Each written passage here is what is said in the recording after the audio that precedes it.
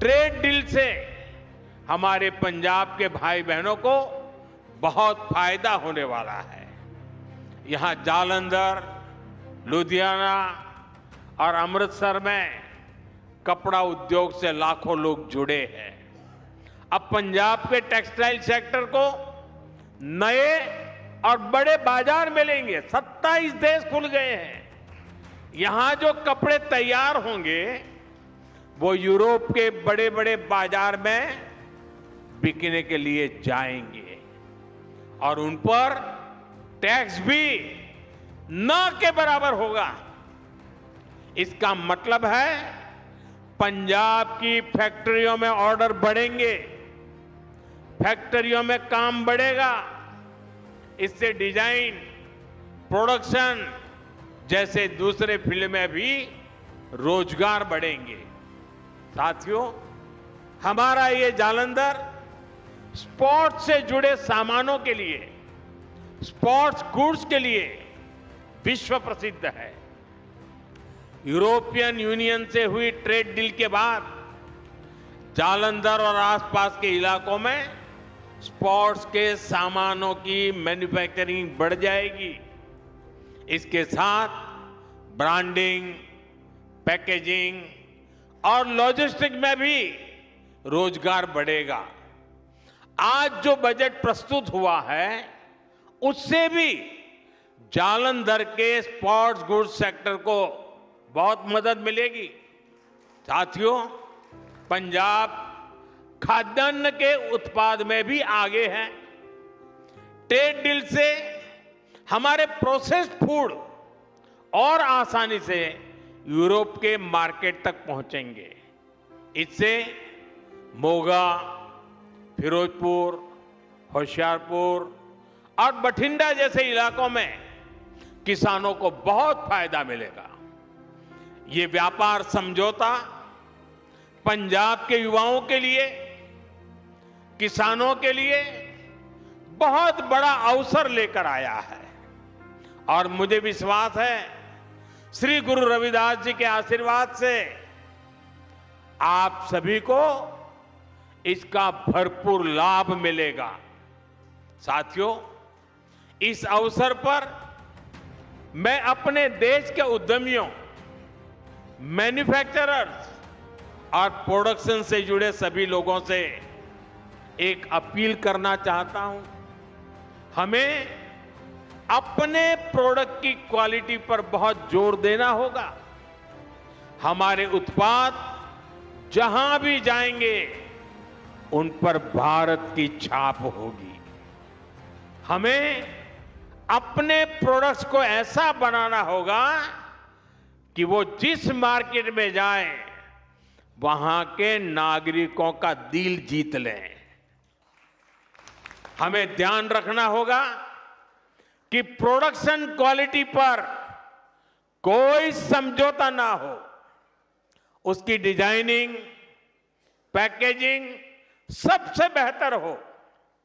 हमारे प्रोडक्ट वहां के नागरिकों की जरूरत के हिसाब से हो और लोगों को लगे कि अगर ये सामान भारत में बना है तो ये वैल्यू फॉर मनी है। आज ग्लोबल मार्केट में कंपटीशन बहुत ज्यादा है। अगर हम क्वालिटी प्रोडक्ट नहीं बनाएंगे तो हमारी जगह कोई और ले लेगा, फिर यह अवसर हमारे हाथ से निकल जाएगा। हमें ये अवसर नहीं जाने देना है। एक समय था जब भारतीय प्रोडक्ट्स अपनी क्वालिटी की वजह से जाने जाते थे, लेकिन गुलामी के लंबे कालखंड में इस पहचान को मिटाने का प्रयास हुआ। हमें भारत की उसी पहचान को फिर से स्थापित करना है। हमें पूरी ताकत लगानी है कि हम अपने प्रोडक्ट की क्वालिटी ज्यादा से ज्यादा बढ़ाएं ताकि हम उस मार्केट के रूप में स्थायी जगह बना सके, लोगों का दिल जीत सके। क्वालिटी ही भारत में बने प्रोडक्ट की सबसे बड़ी ब्रांडिंग होगी। तभी हम वहां के मार्केट में मजबूत पकड़ बना पाएंगे। साथियों, श्री गुरु रविदास जी ने हमें उपदेश किया है, श्रम कऊ ईसर जानी कई, जऊ पूजही दिन रैन। रविदास तिहि ही संसार मह, सदा मिलही सुख चैन। अर्थात जो श्रम को ईश्वर मानकर उसकी पूजा करता है वो हमेशा सुखी रहता है। इसलिए आज देश श्रम की पूजा कर रहा है। आज खेतों में पसीना बहाने वाले किसान के लिए किसान सम्मान निधि मिल रही है। यहां पंजाब के किसानों को भी पीएम किसान सम्मान निधि के 6,000 करोड़ रुपए से अधिक मिले हैं। आज श्रमिक वर्ग को नए कानून बनाकर उसके अधिकार दिलाए जा रहे हैं। हमारी सरकार गुरु रविदास जी के विचारों को निरंतर आगे बढ़ा रही है। जैसे अब संत रविदास जयंती का राष्ट्रीय स्तर पर आयोजन होने लगा है। कई राज्यों ने इसे आधिकारिक मान्यता दी है। उनकी स्मृति से जुड़े स्थलों पर फोकस किया गया है। पिछले कुछ वर्षों में काशी के शीर गोवर्धनपुर में हुए प्रयास इसी दिशा में ठोस कदम है।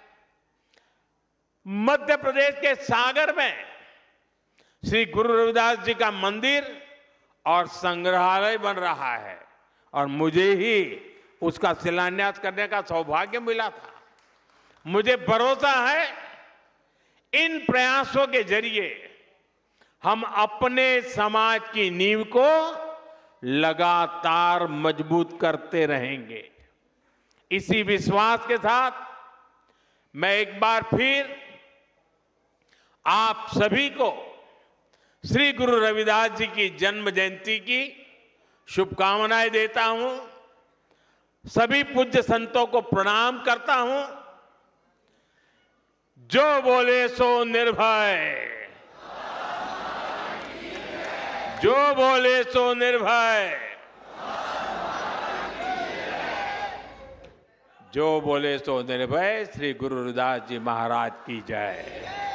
श्री गुरु रविदास जी महाराज की, श्री गुरु रविदास महाराज की बहुत बहुत धन्यवाद।